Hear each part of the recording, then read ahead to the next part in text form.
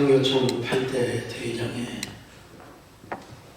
대회장이시죠? 예, 당선되시고 또 취임되시는 우리 김종혁 대표 회장님께 진심 어린 축하의 말씀을 드리고요.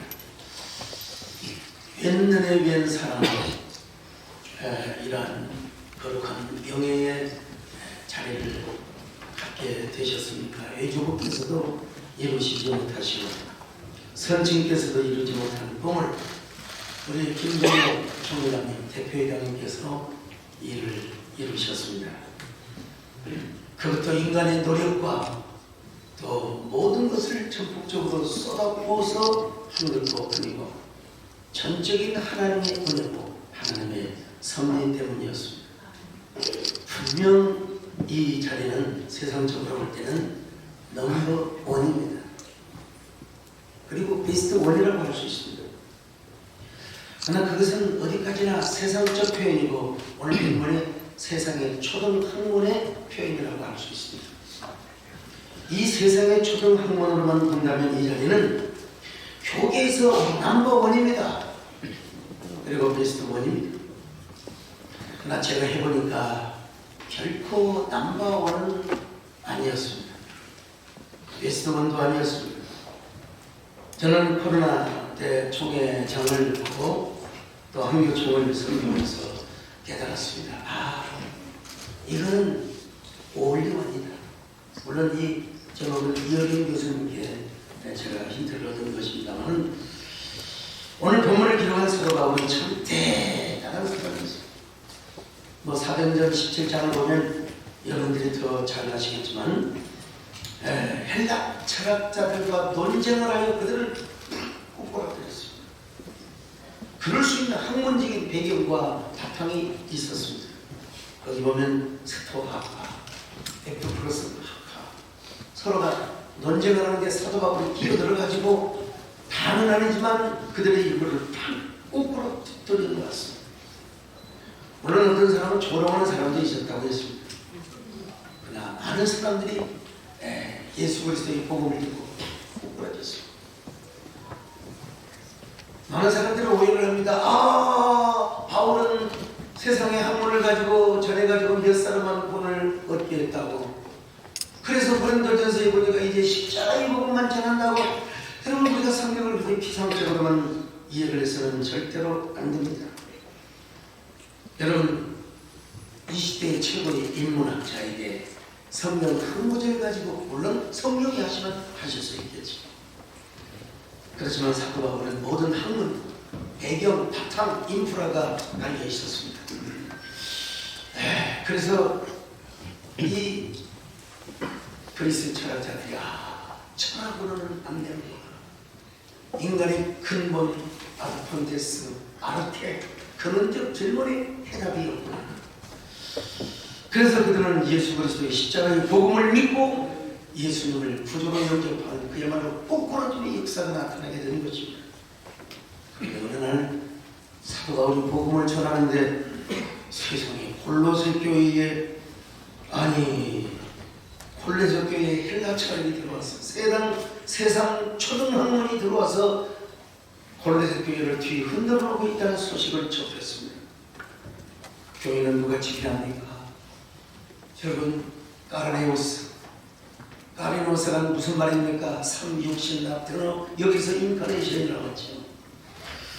이 땅 아기에서 오신 예수 그리스도가 교회의 머리시고 교회의 주인이 되시지 않습니까? 하나님의 말씀과 성령이 교회를 지배하고 이끌어가야 되지 않겠습니까? 그런데 세상에 초등학문이 들어와서 골로새 교회를 지배하려고 하고 있다는 소식입니다. 아시다시피 당시에 초등학문은 신플라톤주의에서 파생한 영지주의라고 이야기를 합니다. 영지주의가 기독교에 아주 엄청난 타격을 주었죠. 교회 지도자들 하여금 여러 이유가 있지만 여러 가지 요인이 있지만 바로 교회의 지도자들에게 헛된 그 명예심, 공명심을 갖도록 하였습니다. 육은 악하고 영은 선하다. 그래서 수많은 수도사들이 백성들에게 징송을 받고, 물론 우리 기독교에 금욕적인 부분도 있죠. 옛사람을 못 받고 우리의 못된 자아, 옛사람의 자아를 십자가에 못 박아 해야지요. 그런데 문제는 뭐냐? 백성들에게 환심을 사고 존경과 추앙을 받기 위해서 막 자신의 몸을 상해하면서, 오늘 참 성감이가 슬리퍼를 신고 왔어요. 제가 전기장판에 저온 화상을 입어가지고, 여러분 진짜 조심하셔야 됩니다. 정말. 그런데 교묘한 명예심을 갖도록 하게 하여, 아시다시피 그 탁발 수도단을 비롯해서 수많은 그 수도사들이 온몸을 빼든 기와적으로 긁으면서 뭡니까? 타시던 불을 온몸에 메이고 피를 철철 흘리면서, 그러니까 사람들이 야, 대단하시오, 대단하시오. 역시 수도사들은 대단해. 여러분, 이거는 우리 그리스도의 복음의 본질이 아니지 않습니까? 네. 우리 몸을 상하게 하고, 물론 옛사람의 소유는 반드시 십자가에 못 박아야 되지만 우리의 삶 자체, 우리의 몸 자체를 상해서는 절대로 안 된다는 것이, 그것도 자신의 존경과 명예를 위해서, 이거야말로 영지주의적 산물이 아닐 수가 없습니다.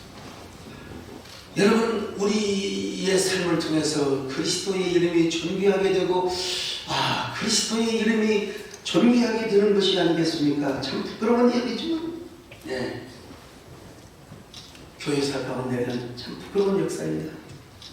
자신의 명예를 위해서 대중들이 보는 앞에서 하나님이 인도하시지 않는데도 일부러 순교의 길로 갔다. 그런 얘기를 교회사 시간에 우리가 공부를 했지 않습니까? 이 어디에서 나왔느냐? 세상 초등학원에서 나왔다는 것이. 어차피 우리는 이 땅을 보면 아무리 대통령이 되고 국회의원 7선 8선이 되고 땅을 바라보면 공허하게 되어 있습니다. 네. 창세기 1장에 보니까 땅은 공허하고 혼돈했다고 했습니다. 이 공허하고 혼돈한 땅에 하나님은 인류를 창조하시고 생육하라고 번성하라고 하신 것입니다. 채우는 축복을 하나님 허락해 주신 것입니다. 근데 아담과 하와가 이 하나님의 뜻을 거부함으로써 하나님과 영원한 세퍼레이션, 영원히 분리가 되었습니다. 그래서 예수 그리스도가 이 땅에 둘째 아담으로 온 것은 그야말로 예수를 믿는 물리학자들도 그런 얘기를 하더라고요. 제2의 천지개벽이었다. 제2의 천지개벽이었다.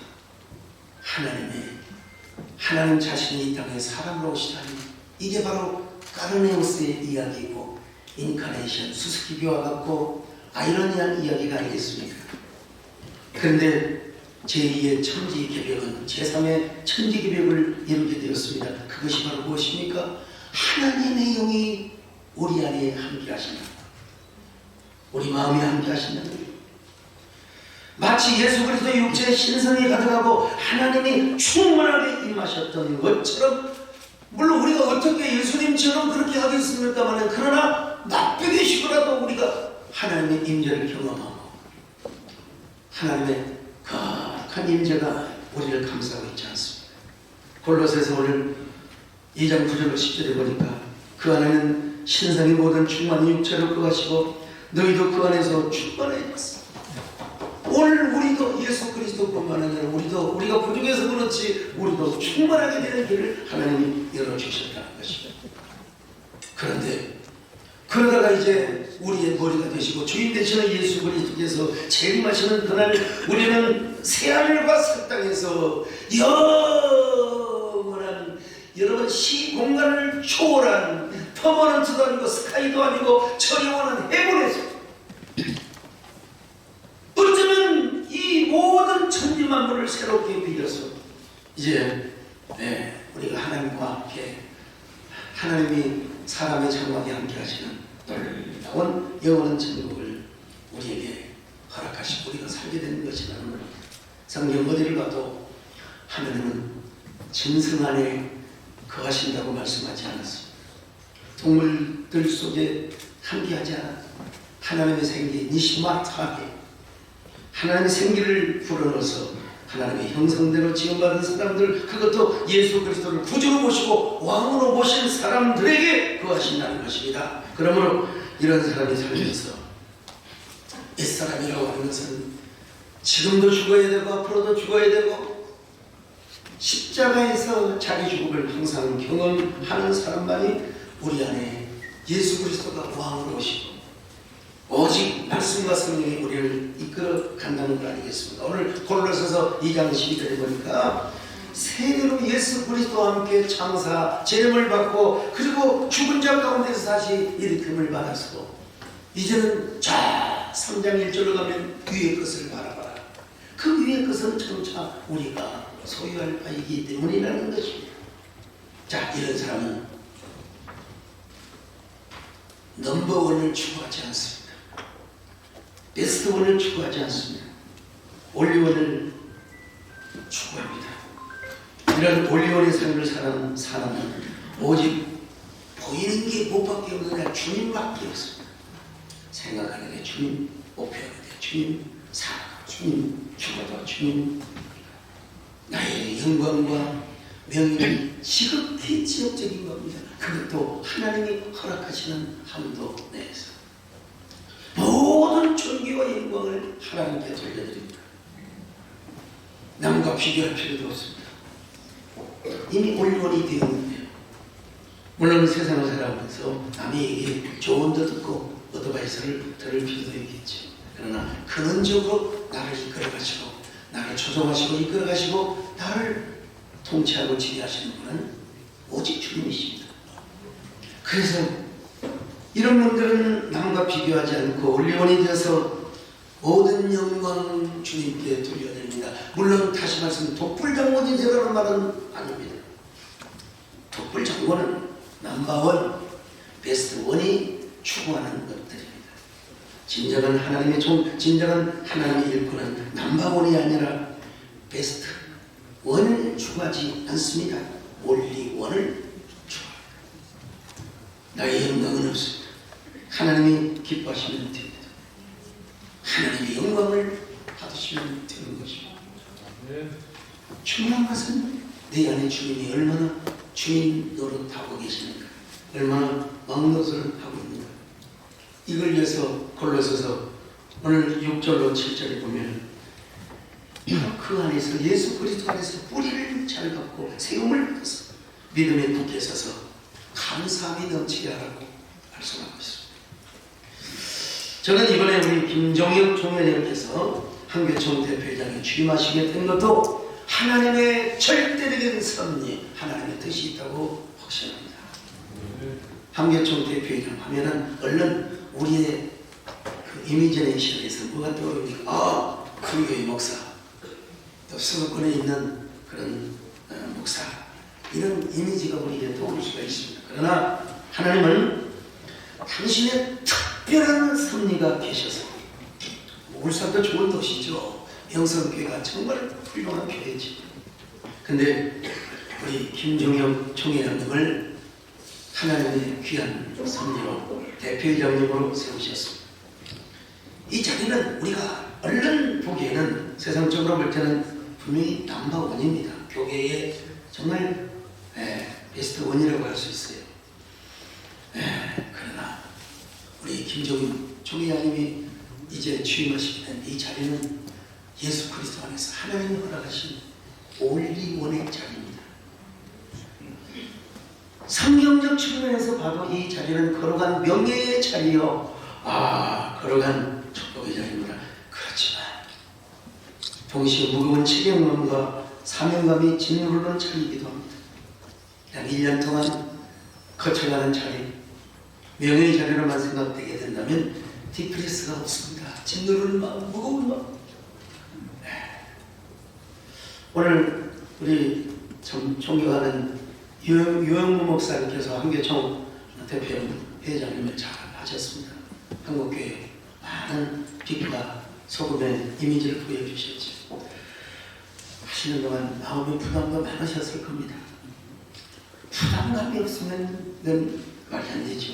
그러나 예수 그리스도의 심장을 가지고 한국교회 전체를 진두지휘하다 보면은, 그리고 섬기다 보면은 시대의 아픔과 상처, 그리고 우리 한국교회의 아픔이 눈의 가시처럼 느껴지게 될 겁니다.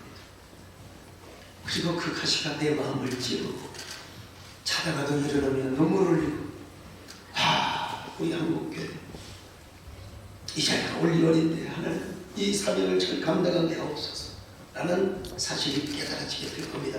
총회를 넘어서 이제는 한국교회 전체가 보이고 세계교회 전체가 보이게 될 겁니다.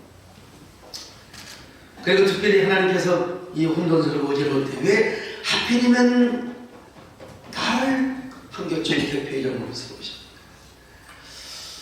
부디 바라기는 우리 누구도 하지 못했던 일, 우리 한국교회 연합과 또 연합기관 하나님을 저는 하나님의 비상수단으로 우리 김정혁 대표회장님을 통해서 이루어지실 줄로 저는 확신합니다. 예, 아멘 하신 분들에게는 더 큰 은혜가 임하시길 축원합니다. 자, 그럴수록 우리 대표회장님께서는 그리스도 안에서 신앙의 뿌리, 어쩔 수 없어 우리는 뿌리를 그리스도 안에 받고 또 말씀과 성령의 교훈을 따라서 흔들리지 말아야 됩니다. 누구 말 듣고 절대로 흔들리지 마시고 감사함으로 주님을 주인으로 보시고 주님을 왕으로 보시며 올리 원의 길을 잘 감당해 가시라. 어떤 일이 닥쳐도 어떤 구설수 어떤 공격이 있어도 하나님의 영광을 받으시고 하나님의 기뻐하심을 받으면 됩니다. 왜냐하면 한국교회 공익을 위해서 하나님의 영광을 위해서 이 자리에 우리 김정혁 대표회장님을 세워두셨기 때문에 이 자리는 하나님이 허락하신 올리원의 자리입니다. 하나님께서 우리 김정혁 대표회장님 끝까지 붙들어 주시기를 바라고, 우리 여기 모이신 귀하신 존경하는 목사님들, 또 오늘 이 자리를 마련해 주신 우리 장공생 부총리 감사를 드리면서 우리 모두 김정혁 총회장뿐만 아니라 우리 모두가 다 그리스도 안에서 올리원의 사명을 감당하시기를 주님의 이름으로 축복합니다. 감사합니다.